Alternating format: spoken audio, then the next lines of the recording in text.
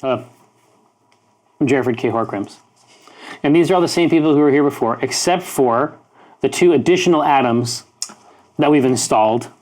Nice. These atoms are these are state-of-the-art atoms, the finest atoms from Game to Grow possible. Of course, we will harangue them shortly about their Kickstarter adventures. But of course, know this, if you're in the channel right now, the Elderwood box could be yours via some technological wizardry that our engineer put together. Walnut. What? Is there any new business? You don't want to say the other thing? Okay. All right. I would like to talk to Pseudohop, who applied for the position of Grovekeeper Subduer. And I got this one. It's personal. So just... It did not work. Let's put it that way. It's just messed up. Right now, Kafris Draub. Yes. Yes. Have there been any emanations from the void? You woke me from my meditation. My dark reverie. I peered into that deep trench, and I ripped out a winner. Really? Tell you what? It's Pseudohop.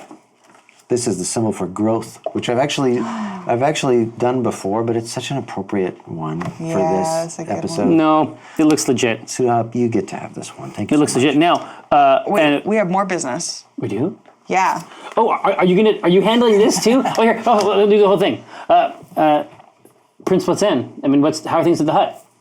Super great owner, great job, owner award. I don't remember who it was last time, but we're gonna get a plaque, and it's gonna be great, and a toothbrush. But Pseudohop, love you so much. Give you 2 kisses. You get it in the Discord. You get a menu laminated, drawn by Nurse, and also everybody that donated 500 gets a chance. I don't know. He's going to jail. Do a thing, and he'll tell you about it next time. That's my bit, and I'm more done. detail. Right here now, Rosie. I mean, have you've been gazing up at the night sky? I mean, has anything up there stood out to you particularly? Yes, I was thinking about how stars can line up in different shapes, and I've decided to call those constellations.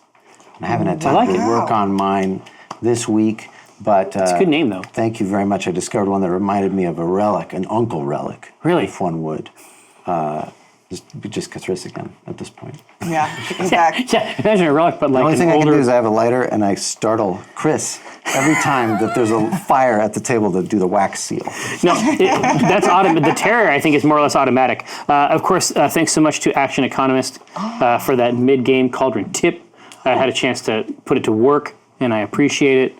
Now, Elderwood Giveaway Idle Champions Festival of Fools is the event that's going on right now, correct? And it features Rosie and Strix Beestinger. What a pair! The Beestinger. What a festival. What a pair. Of course, we had Strix Beestinger with us on Acquisitions Intoxicated just this week. A real treat. We had a chance to sample our truly dangerous mead. It's some shit. Now, Adams, what is going on with y'all? Like I said, so when we first talked to you, you were Wheelhouse Workshop, and you were offering therapeutic services. I think my hair was still brown at the time. No. I was That's Nice try. wizard as I am. look exactly the same. But the main thing is that ultimately you decided to codify those learnings into a company, but it sounds like also into like a literal box of stuff. Yeah. So that's always the challenge with that, with using that stuff, like, because we've heard that too. It's like we had that concern with our Thornwatch game that we did with Loan Shark. You know, it's like the idea that you can't actually be inside the box. Right. And which it seems obvious, but it really changes how you have to think about something like that. When this is something that's near and dear to you, you've manufactured a system and a way of delivering therapy in this way. How do you codify that stuff in a way that can actually deliver utility to somebody who gets a box but doesn't have any atoms in it? It's a great question. I mean, ultimately, what we realized with what we wanted to do with Critical Core is we wanted to get RPGs into more people's hands. Oh, in general? In general. Into parents and teachers and therapists who've never played RPGs before, but then also take the pieces of what we've learned, the pieces of like what we've been so successful with, Right. and turn that into like the facilitator's guide, the way to hand it's like that a off dungeon into master's something guide, else. right? Yes. Yeah. Actual Dungeon Master's yeah. guide. Yeah, but about like how do you handle conflicts at your table, and how do you It handle covers shit like that. Yeah, absolutely, because that's something that comes up in our groups. God, the regular DMG should have a much larger section on this. Yeah. That's my experience with role playing is that it's therapy no matter what. It's just a matter of what you learn and if you come out better at all. Right. It's always going to be therapeutic. There's going to be explosive realizations about your actual person. Right. You play characters and you can't not put pieces of yourself into those Even characters. if you think that you haven't, Amy. Yeah. What? There was a viral tweet this week that was about this. That was like, what you think DMing is, and it's like going through my epic story, and it's like what it actually is like helping your players narrate through parts of their personality as careful therapists. Yeah. Yep. No, it's legit. I saw this tweet I saw that one too. and I felt seen. Yeah. So your book, your version of the game includes a lot more about the sort of sophisticated interpersonal shit. Right. And a lot of stuff that we have taught to our therapists that we've hired and trained and other therapists. And, But you have a and parents. team, like a We have team now, right. Yeah. Hi, Michael and Carrie. Yeah. I don't know if they're watching, It should be. but they should be. When we were on the first time, we were Wheelhouse Workshop, and it was just Adam and I, and we Yeah. had this great idea to use D&D to help kids, and we always knew that we were the limit. The amount of work that we could do was That's the limit of what threshold. we could do, right? Right. And we could only run so many groups a week. So we got up to 5 groups a week, and then we started Game to Grow, the nonprofit. Yeah. And then we're still running 5 groups a week, but now we've hired people, and in hiring people, we figured out how to tell other people what it is we do, Oh, yeah, sure. because we now had to have somebody else do it. So then we've sort of codified, named, and made a structure for what we actually do, because we're not just playing a role-playing game, right? No, We're like putting no, all no. these layers on top of it and weaving storylines in it that help the kids learn about themselves, learn how to interact with other people. It's a very systematic approach, but while it's also like we're also on the surface just playing a role-playing game, so it's like really fun for the kids to come week after week. Yeah. But it doesn't feel like therapy. Well, so I'm just typing it in right now. I'm not just like looking at shit. You can- Well, no, I'm just curious. So boring. I wish you would stop. No. I'm looking at Critical Core. And so you were asking for 48, and last time I saw it, it was like at 60, but now it's at 82,287. Yeah. We got full funding in 8 hours. Yeah. Yeah, but I mean, man, I would have thought that a lot of it had gotten soaked up. I mean, by Critical Role. Good naming on Critical Core, by the way. It was actually unrelated. Totally. Get that search. It's that SEO, baby.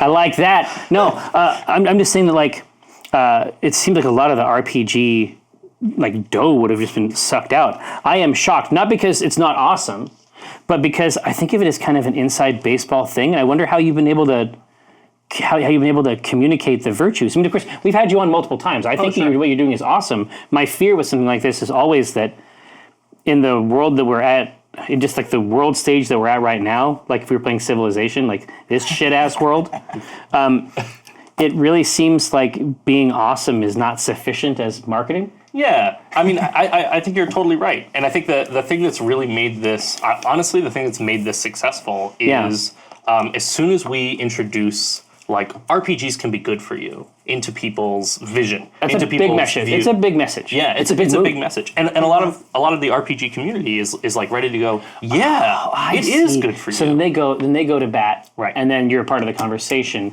and then you double your ask. And what we're seeing now is a lot of parents and teachers and therapists who've never played RPGs, who've never done any of that before, and they're jumping on board and going, "Oh my gosh, this looks amazing, and I want to do this with my kids, or I want to do this with my clients." For sure. And that's really exciting because these are all people who don't know the power of RPGs but are still excited about it. It also helped that we struck a chord with this guy. I don't know if you've heard of him. His name is Matthew Mercer. I'm familiar with him. And he tweeted about it, and people that like, don't- went crazy. That don't hurt. with the naming? He signed off on that? Well, he just retweeted it. That's Which is- implicit. it's yeah, that's It's the legally power binding. of Yeah, nearly it's gonna say- 450,000 followers. Yeah. Now he's in the mix. Yeah. Exactly. And he has been actually really vocal about like this is a really cool idea and I think this is amazing and that's incredibly appreciated. And I think Yeah. People who play role-playing games know they have this inherent belief. Like you said, people grow through playing these role-playing For games. sure. So Even now we're- grown-ups. Right, exactly. And we've had a lot of people who want to play, and they want to play with kids, but learning D&D 5e or another game is like, it's like, there's all these rules to learn. There's a heavy load, for sure. We want to cut that out. So the Critical Core box kit that we have coming out is actually a simplified rule set. That's great. It's based on 5th edition sort of SRD. It's SRD, yeah. Right, but it's accessible to new players and also new game masters. That's a big part of what we're aiming for. Oh, okay. So that's why in one of your stretch goals you can offer new classes, because in your remix of the SRD, it's a truncated set that's easier to get into. Right. Okay. Exactly. Yeah. In our groups, we offer pre-made characters.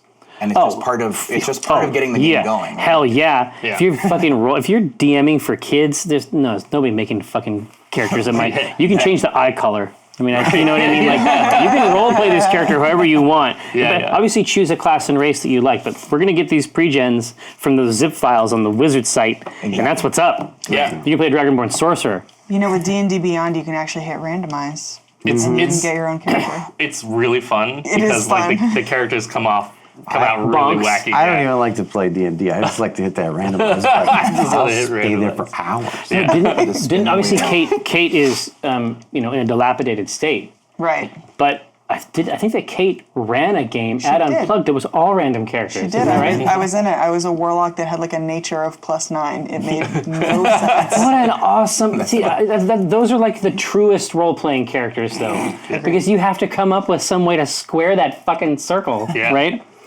So anyway, so what's next stretch goal-wise for you? So we have some stretch goals that we've already announced. We just hit the stretch goal to add some extra characters in. There may be a stretch goal to add even more characters in. Intriguing. With artwork, with all those things. We have some modules coming up, and we have like a really exciting stretch goal.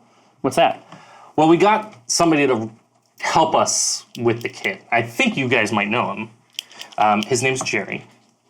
And Jerry agreed to help add in some extra stuff. I can't tell you too much about the stretch goal because it's secret and it's hidden and we haven't gotten there yet. But I can say some stuff. So, so part of the reason that we know each other is that my son actually received therapy at one of the places. He didn't do D&D with you guys, but he did like sketch comedy and other therapeutic classes at the same place you guys run your classes. So that's sort of how we crossed paths.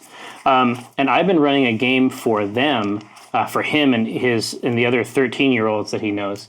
And if you've run a game, you know what I'm talking about. Oh yeah, that's very exciting.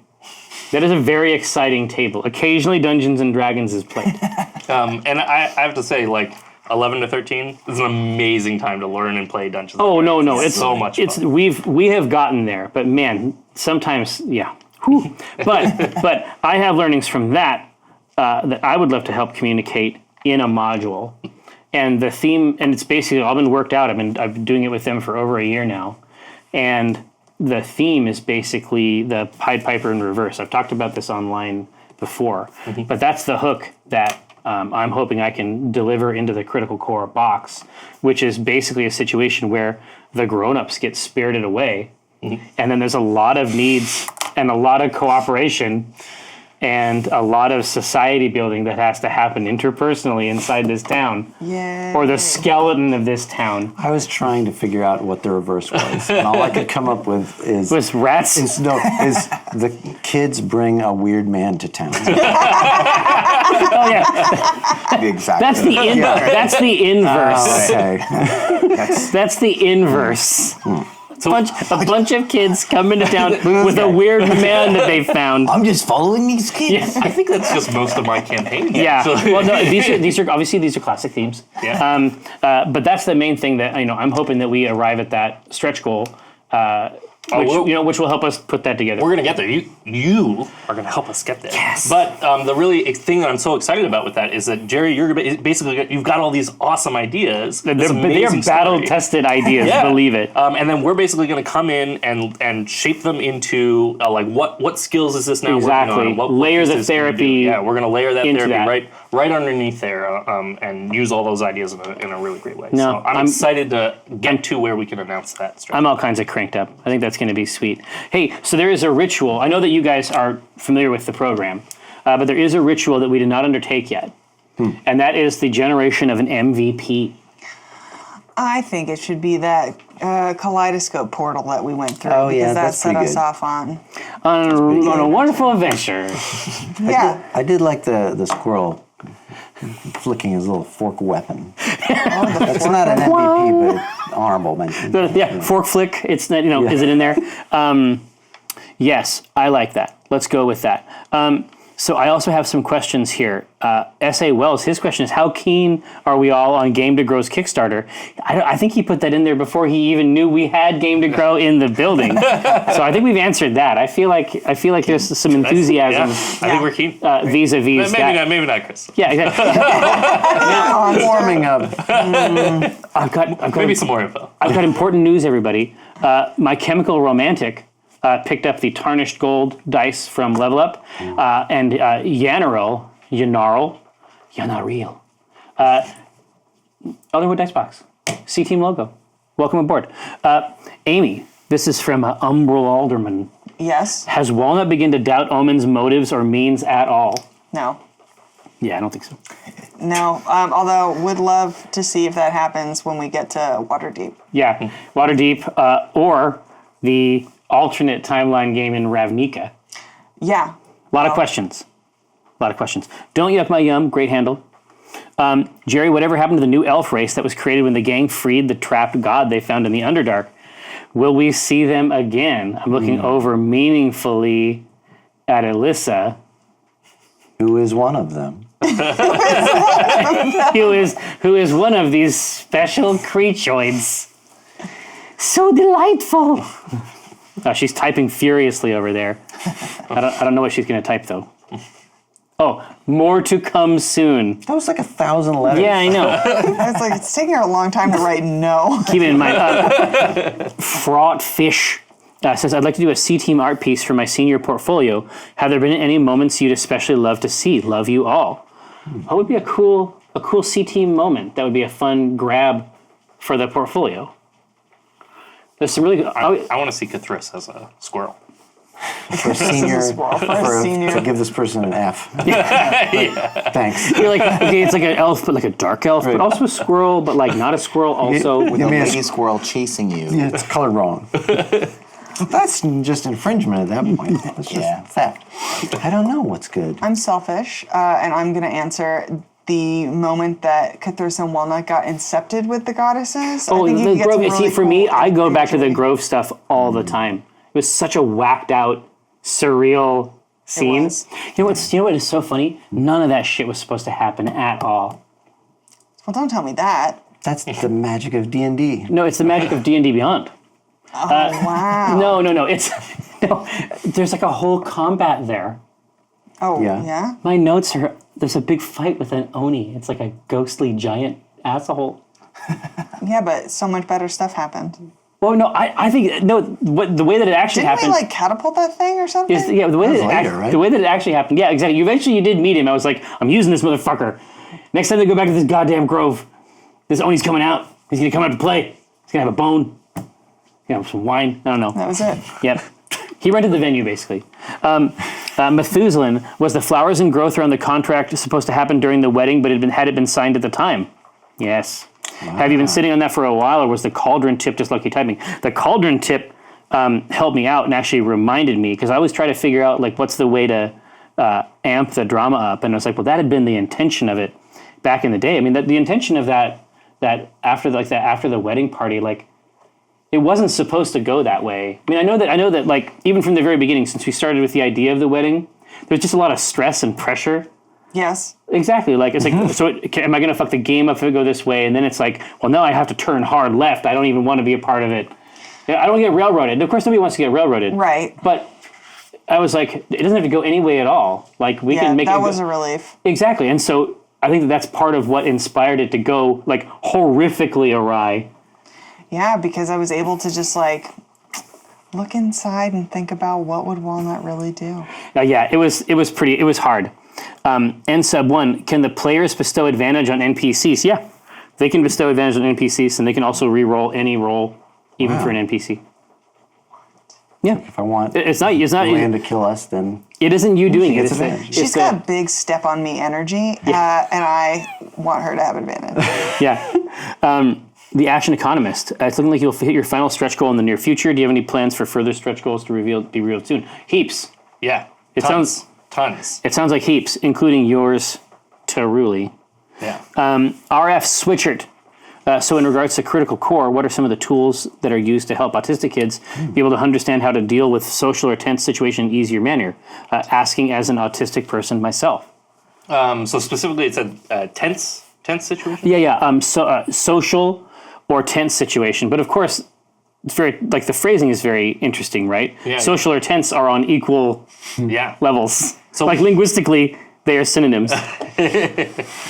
For so many people. Yeah, for sure. So I would say maybe one of the best tools is the ability to move in and out of your character.